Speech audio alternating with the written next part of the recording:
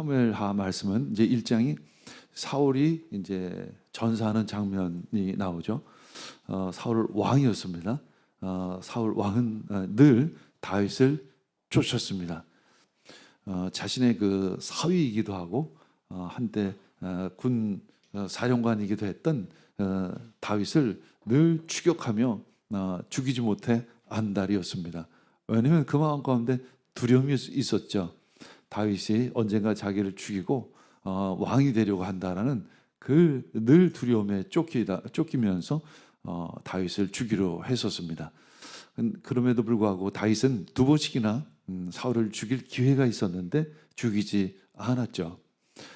그리고 이제 블레셋과의 전투에서 사울은 죽고 맙니다.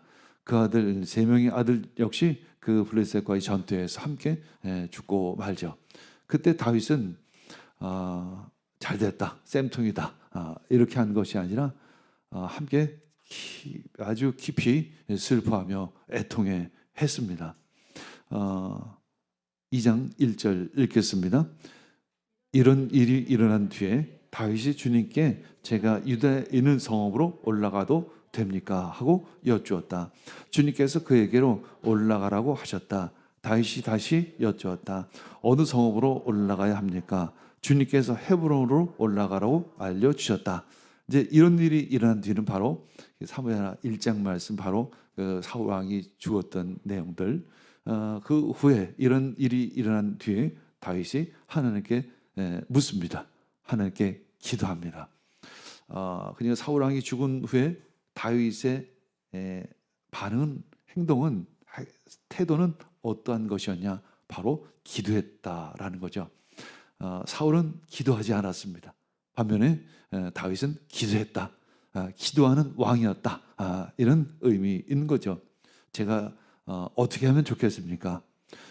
사울 왕이 죽었는데 내 다음 단계는 어떻게 해야 하겠습니까?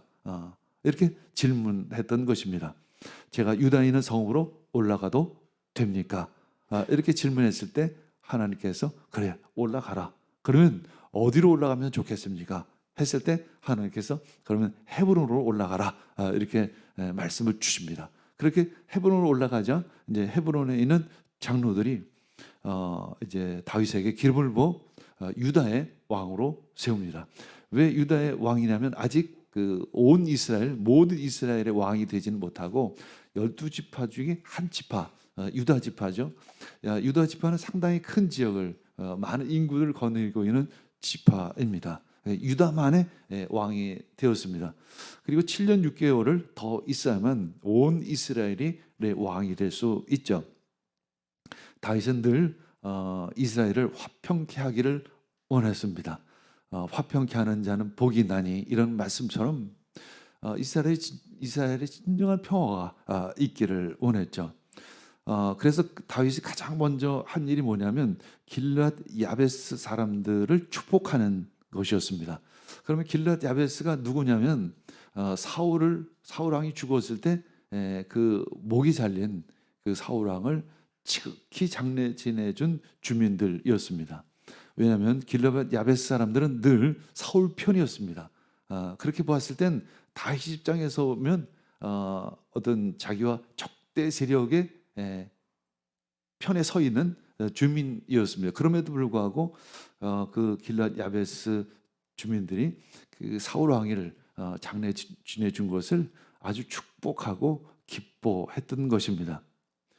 이렇게 다윗은 온 이스라엘의 평화가 있기를, 그리고 온 이스라엘 사람들이 하나님 안에서 하나가 되기를 늘 기도하는 마음으로 정치를 펼쳐 나갔습니다. 자, 2장 14절 읽겠습니다. 그때 아브넬이 요압에게 이런 제안을 하였다. 젊은이들을 내세워서 우리 앞에 겨루게 합시다. 요압도 그렇게 하자고 찬성하였습니다. 그러면 아브넬은 누구냐면 아브넬은 이제 그 이스라엘의 군대 사령관이에요. 그리고 요압은 유다의 군 사령관입니다. 그래서 다윗의 이름은 없어요. 그 성경을 보면 참 특이한 점이 있습니다. 전쟁하면 늘 왕의 이름이 나와요. 그런데 여기선 왕의 이름이 빠지고 두 군 사령관이 전쟁을 치렀다 이렇게 표현하고 있습니다. 아브넬이 먼저 요압에게 제안을 하죠. 젊은이들을 앞세워서 겨루게 합시다. 여기서 겨룬다는 의미는 뭐냐면 장난하다 혹은 즐기다라는 의미를 가지고 있어요. 마치 전쟁 놀이를 하듯이 그들은 싸움질을 하기 시작을 하는 것입니다. 이것이 다윗이 왕이 되기 위한 준비 단계, 그 배경을 설명하고 있습니다. 이스라엘 사람들이 이제 한 종족으로서, 한 민족으로서 평화롭게 지내는 것이 아니라 서로 싸우기 시작을 했다라는 것을 의미합니다. 그래서 오늘 제목이 전쟁터와 같은 세상에서 우리가 그리스도인으로 살아가기인 것이죠. 우리는 마치 평화로운 세상에서 그리스도인으로 살아가는 것이 아닙니다. 마치 전쟁터처럼 늘 싸우고 경쟁하고 이 치열하게 부딪히는 이 세상 가운데 우리는 그리스도인으로 살아가는 것입니다. 우리에겐 늘 도전이 있습니다. 우리에겐 늘 시험이 있습니다. 그럼에도 불구하고 우리는 내 신앙을 지키면서 믿음으로 한 걸음 한 걸음 살아가는 것이죠. 이제 마치 아브넬과 요압은 전쟁 놀이하듯이 스포츠 경기를 하듯이 싸움질을 합니다. 그래서 각각 이제 12명씩 선발을 해요. 12명 마치 축구 경기를 하듯이 12명씩 선발을 해서 2명씩 이렇게 싸움을 붙이게 돼요. 그러면 어떻게 되면 상대방의 머리채를 잡습니다. 서로 상대방의 머리채를 잡고 칼로다 상대의 옆구리를 찔러서 죽이는 거예요. 그래서 그 자리에서 24명이 다 죽고 맙니다. 한마디로 승부차기에서 승부가 나지 않는 것 같은 모습이에요. 결국 그래서 전면전으로 이어지는 것이죠. 마치 이 배경입니다. 이제 다윗이 이스라엘의 왕이 되어지는 과정 가운데 이런 어려움이 있다는 것을 이야기하고 있습니다. 마치 전쟁을 즐기는 세상과 같습니다. 늘 경쟁, 늘 치열한 싸움 가운데 있는 이 세상을 볼 수 있죠. 시편 120편 6절에서 7절 읽겠습니다. 내가 화평을 미워하는 자와 함께 오래 거하였도다. 나는 화평을 원할지라도 내가 말할 때 저희는 싸우려 하는도다. 우리가 화평을 원하지만 늘 싸움을 원하는 자들이 있다는 거예요. 그것이 바로 세상입니다. 세상은 늘 싸우기를 좋아해요. 요즘에 정치파를 보면 더더욱 그런 모습을 봅니다. 옛날보다 전에도 더 그렇게 정치판이 서로 싸우고 아귀다툼의 모습을 보게 됩니다. 전에는 그래도 국회에서는 서로 싸우다가도 나가면 같이 밥도 먹고 했다고 합니다. 근데 요즘엔 그런 문화도 없어졌다고 하죠. 마치 그런 싸움판과 같은 세상 가운데 우리가 어떻게 신앙생활을 할 수 있을 것인가? 요압의 동생이 있죠. 아사엘입니다. 아사엘이 발이 들노루처럼 빨랐다라고 이렇게 표현합니다. 이제 아까 그 전쟁에서 한 장면이에요. 자, 2장 22절 읽겠습니다. 아브넬이 다시 한번 아사엘을 타일렀다. 너는 나를 그만 뒤쫓고 물러가거라. 내가 너를 쳐 죽여서 너를 땅바닥에 쓰러뜨려야 할 까닭이 없지 않느냐. 내가 너를 죽이고 어떻게 너희 형 요압을 보겠느냐. 아까도 얘기했지만 요압은 유다의 군사령관, 그리고 아브넬은 이스라엘의 군사령관이에요. 이제 유다가 이스라엘을 이겼습니다. 그래서 아브넬이 이제 도망가기 시작을 하는 거예요. 군사령관이 도망가기 시작합니다. 그중에 요압의 동생이 있는데 그 아사엘이라고 있습니다. 아주 아사엘의 발이 들로로 같았다. 그만큼 빨리 말을 모는 사람이라는 의미입니다. 이제 아사엘이 이제 아브넬을 막 쫓기 시작을 하는 모습이에요. 그때 아브넬이 아사엘을 타이릅니다. 너는 나를 그만 쫓고 물러가라. 다른 군사들이 있지 않느냐. 다른 군사들하고 싸우고 나 쫓지 마라. 내가 너를 쳐 죽이면, 그럼 너를 땅바닥에 쓰러뜨리면 어떻게, 내가 너를 죽이고 어떻게 너희 형 요압을 볼 수 있겠느냐. 이 말씀 안에서 어떤 느낌이 오죠? 서로 아는 사이라는 것을 볼 수 있습니다. 이 지금 아는 사이에서 전쟁이 일어나고 있어요. 과거에 형제지간 같은 사람, 이웃사촌과 같은 사람, 한 집 건너 다 아는 사람들, 이런 사람들이 서로 싸우기 시작을 했다는 것을 의미합니다. 이제 그런데도 2장 23절 읽겠습니다. 그런데도 아사엘이 물러가기를 거절하니 아브넬이 창 끝으로 아사엘의 뒤를 배를 찔렀다. 창이 그의 등을 뚫고 나왔으며 그는 그 자리에 쓰러져 죽었다. 아사엘을 따르던 사람들이 그가 쓰러진 곳에 이르러서 모두 멈추어 섰다. 여기 창 끝은 뭐냐면 창 앞 삐죽한 창 끝을 얘기하는 것이 아니라 창 뒤끝을 얘기하는 거예요. 그러니까 이 아무델은 이 아사엘을 죽이기를 싫어했어요. 그래서 쫓아오긴 쫓아오니까 어떻게 하면 자기가 죽으면 모면해야 될 것 같으니까 창의 막대기 뒤끝으로 이 배를 찔렀어요. 안 죽을 줄 알고 찔렀죠. 그냥 넘어뜨리기만 하려고. 근데 이 아사엘의 그 속도가 너무 빨랐기 때문에 이 배를 뚫고 죽어버리고 말았던 것이죠. 그러니까 사실은 이 아브넬은 아사엘을 죽이고자 한 마음이 없었습니다. 전쟁의 초기 양상이 이러했다라는 거예요. 그러나 형 요압의 입장에서 보면 이제 내 동생을 죽여서 너 아브넬 내가 언젠가는 내가 복수하고 말 거야. 그러니까 이 전쟁이 점점 더 어떻게 될까요? 무자비해지기 시작을 한다라는 거죠. 마치 이 땅에 우리의 삶이 마치 그러한 것 같습니다. 그래서 결국은 이제 요압이 나중에 아브넬을 암살하고 맙니다. 그래서 이 지역을 칼의 벌판 이렇게 표현합니다. 헷갓 핫수림 칼의 벌판이다 이렇게 표현하는 거죠. 칼의 벌판이 가는 이스라엘. 전에는 모세 영도하에 애굽 노예 생활했던 그 이스라엘 백성들이 취역을 했었습니다. 서로 배고프고 서로 위로하면서 그 광야의 40년을 거쳐왔던 그런 한 민족이었습니다. 그런데 서로 이제 죽이고 복수하는 그런 관계로 타락하고 말았던 거죠. 자, 3장 1절 읽겠습니다. 사울 집안과 다윗 집안 사이에 전쟁이 계속되었다. 그러나 다윗 집안은 점점 더 강해지고 사울 집안은 점점 더 약해졌습니다. 이 두 집안 사이에 물론 사울은 이미 죽었지만 사울 집안이라고 표현합니다. 사울 집안과 다윗 집안 사이에 전쟁이 계속되었다는 것을 이야기합니다. 그 가운데 이제 다윗이 왕이 되어야 하고 이 나라를 통치해야 하는 것이죠. 그 7년 6개월 동안 다윗은 이 상황을 하나님의 지혜를 배워야 할 것입니다. 그러나 다윗 집안은 점점 더 강해지고 사울 집안은 점점 더 약해졌습니다. 자, 이스라엘은 어떻게 세워진 나라이냐면 사울 왕이 죽은 후에 그 아브넬 군사령관이 그 사울 왕의 아들 중에 하나인 이스보셋을 세워서 왕이 되었습니다. 그러니까 실권자는 군사령관인 아브넬이었습니다.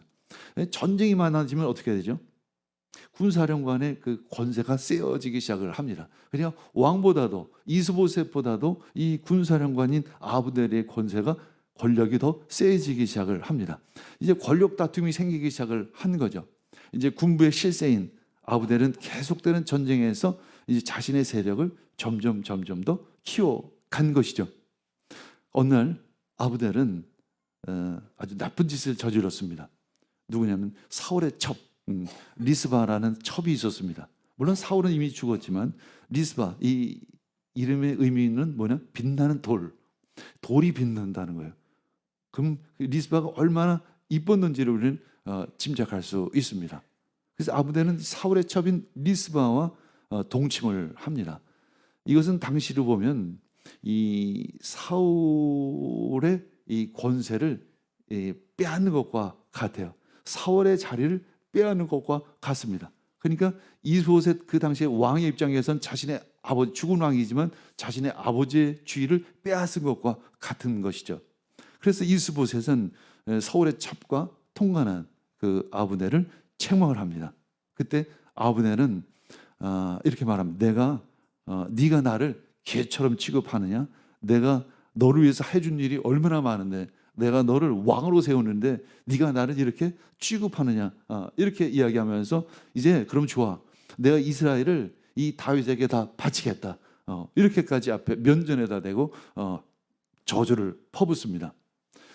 이에 감정이 상한 이제 아브넬은 이제 이스보셋을 버리고 다윗에게 이스라엘을 넘겨줄 계략을 세우기 시작을 하는 것입니다. 이것이 바로 당시 이스라엘의 정세인 거죠.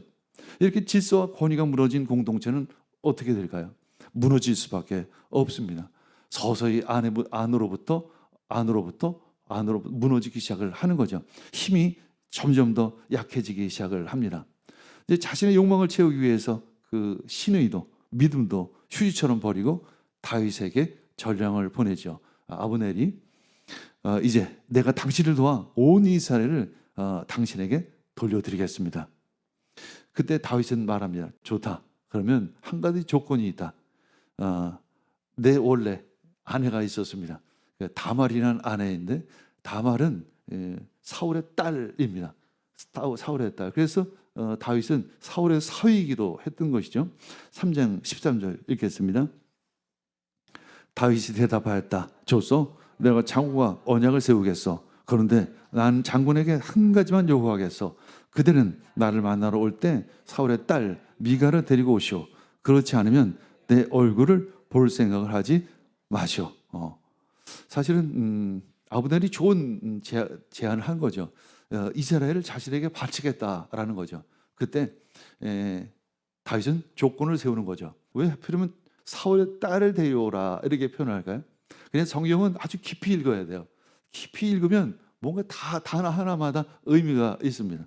그것은 사울의 딸이라는 것은 뭐냐면 사울의 사위로서의 위치를 회복시키라는 의미인 거죠.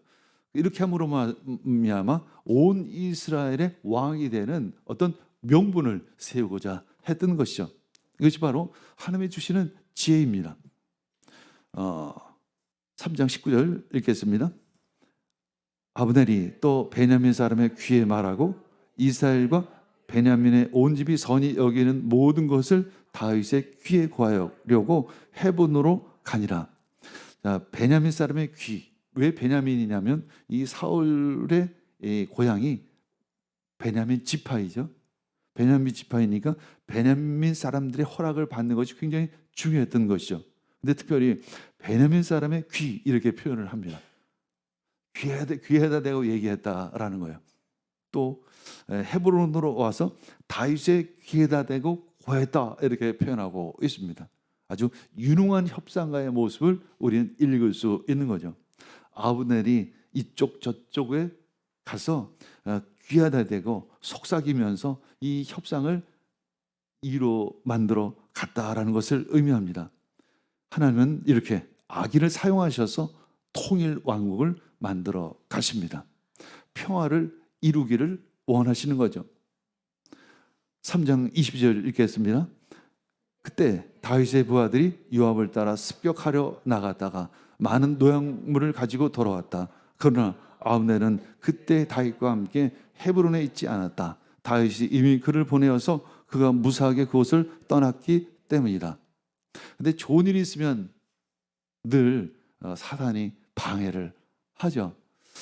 이제 이스라엘이 통일될 바로 직전 가운데 갑니다. 근데 방해 세력이 하나 나타나는 거죠. 바로 요압입니다. 요압은 자기 동생이 누구죠? 아브넬로부터 죽임을 당했죠. 그래서 늘 내 아브넬을 죽이리라. 아브넬에 대한 복수심이 늘 마음 가운데 있었습니다. 근데 아브넬이 다윗 왕을 찾아보고도 그냥 잘 평안히 보냈다라는 이야기를 들은 것이죠. 자, 3장 24절, 25절 읽겠습니다. 이 말을 듣고 요압이 곧바로 왕에게로 가서 항의하였다. 임금님이 어찌하여 이렇게 하실 수 있습니까? 아브넬이 임금님께 왔는데 임금님은 어찌하여 그를 그냥 보내어 가게 하셨습니까? 넬의 아들 아브넬은 임금님께서 잘 아시다시피 임금님을 속이려고 온 것이며 임금님이 드나드는 것을 살피고 임금님이 하고 계시는 일도 모조리 알려고 온 것입니다. 이렇게 따지기 시작을 하는 것이죠. 물론 요압은 아브넬을 죽이기를 원했습니다. 근데 그 마음을 숨기고 왕이시여 그 사람이 정탐하러 왕을 찾아온 건데 어떻게 그냥 돌려보낼 수 있습니까? 그리고 이제 아브넬은 자기 부하를 시켜서 아브넬을 다시 오도록 합니다. 돌아온 아브넬을 어떻게 암살하고 말죠. 3장 27절 읽겠습니다. 아브넬이 헤브론으로 돌아오니 요압이 그와 조용히 이야기를 하려는 듯이 성문 안으로 그를 데리고 갔다. 요압은 거기에서 동생 아사엘의 원수를 갚으려고 아브넬의 배를 찔러서 죽였습니다. 어떻게 죽였어요? 배를 찔러서 죽였습니다. 그냥 자기 동생이 죽임을 당한 그 방법 그대로 형 요압은 아브넬을 배를 찔러서 죽인 것이죠. 전쟁은 장난처럼 시작된 그 전쟁이 이제 무자비한 전쟁, 이제 의리도 없고 원칙도 없는 전쟁으로 비화되는 그런 모습을 우리는 볼 수 있는 것입니다. 이제 하나님의 뜻을 위해 우리는 사적인 감정도 내려놔야죠. 요압의 사적인 감정이 자칫 이 통일 이스라엘로 가는 길을 막아선 것입니다. 자, 아사엘은 요압의 동생이며 또 다윗의 조카이기도 하죠. 요압의 그 사적인 복수심이 이스라엘을 하나로 세우는데 큰 장애물이 되어버리고 말았습니다. 다윗은 이제 어떻게 해야 될 것인가? 다윗의 지혜와 정치력이 요구되는 그런 시점이 있는 것입니다. 다윗은 자신이 이 살인과 전혀 관련이 없다는 것을 아주 분명하게 합니다. 첫 번째는 아브넬을 위한 애가를 지어서 반포합니다. 두 번째는 아주 성대한 장례식을 베풀고 자신 직접 그것을 주관하는 거죠. 그리고 세 번째는 해지기까지 금식을 합니다. 평화를 향한, 통일 이스라엘을 향한 다윗의 지혜를 우리는 볼 수 있습니다. 자, 3장 35절에서 37절 읽겠습니다. 날이 아직 채 저물지 않을 때 온 백성이 다윗에게 와서 음식을 들도록 권하니 다윗이 맹세하였다. 오늘 해가 지기 전에 내가 빵이나 그 어떤 것을 마시라도 오면 하나님이 나에게 어떤 벌을 내리셔도 마땅하다. 온 백성이 그것을 보고서 그 일을 좋게 여겼다. 다윗 왕이 무엇을 하든지 온 백성이 마음에 좋게 받아들였다. 그때야 비로소 넬의 아들 아브넬을 죽인 것이 왕에게서 비롯된 일이 아님을 온 백성과 온 이스라엘이 깨달아 알았던 것이죠. 이것이 바로 다윗의 지혜였던 것이죠. 결국 그때에서야 넬의 아들 아브넬을 죽인 것이 왕 다윗에게서 비롯된 것이 아님을 온 백성과 온 이스라엘이 깨달았던 것입니다. 그리고 온 백성들이 다 어떻게요? 그 일을 좋게 여겼습니다. 다윗 왕이 무엇을 하든지 온 백성이 마음에 좋게 받아들였습니다. 이렇게 하면서 다윗 왕은 이 전쟁터와 같은 이 이스라엘을 하나로 만드는 그 하나님의 지혜를 구하며 정치를 해 나갔던 것이죠. 3장 38절 39절 읽겠습니다. 그런 다음에 왕은 신복들에게 말하였다. 그들이 아는 대로 오늘 이스라엘에서 훌륭한 장군이 죽었어. 수르의 아들들이 나보다 더 강하니 비록 내가 기름 부음을 받은 왕이라고 하지만 보다시피 이렇게 약하오. 그러므로 이런 악을 저지른 사람에게 주님께서 그 죄악에 따라 갚아 주시기만을 바랄 뿐이요. 여기 수르야의 아들은 그 아브넬을 요압을 얘기하는 건데, 수르야는 그 다윗의 누이를 얘기하는 것입니다. 내 누이의 동생들을 얘기하는 거예요. 누이의 동생들이 자신의 그 군사령관 주요 요직을 다 차지하고 있는데 그들이 나보다 더 강하니 비록 내가 기름 부음을 받은 왕이라고 하지만 보다시피 이렇게 약하오. 이렇게 솔직하게 고백하는 이 다윗의 모습을 볼 수 있습니다. 당시의 왕권은 그렇게 완전히 세워진 왕 권세가 아니었죠. 때로는 군사령관이 더 힘이 세워져서 꼭두각시 왕일 경우도 상당히 있었던 것입니다. 다윗은 이렇게 해서 전쟁터와 같은 이 세상 가운데 하나님의 백성으로서 한 걸음 한 걸음 이 문제들을 해결하면서 어려움을 해결해 가면서 그 가운데 하나님께서는 이 적들을 이용해서라도 악인을 이용해서라도 이 이스라엘 통합 이스라엘을 세워 나가는데 이끌어 가시는 그 하나님의 손길을 우리는 볼 수 있는 것입니다. 시편 18편 32절 33절 읽겠습니다. 하나님께서 나에게 용기를 복돋아 주시며 하나님께서 나의 길을 안전하게 지켜주신다. 하나님께서는 나의 발을 암사슬의 발처럼 빠르게 만드시고 나를 높은 곳에 안전하게 세워 주십니다. 그렇습니다. 사실 우리는 연약해요. 우리는 스스로 약함을 인정해야 하는 것입니다. 그리고 하나님의 보호하심, 하나님의 손길을 늘 구해야 하는 것입니다. 주님, 나는 약합니다. 나는 별 볼 일 없습니다. 나는 할 수 있는 것이 별로 없습니다.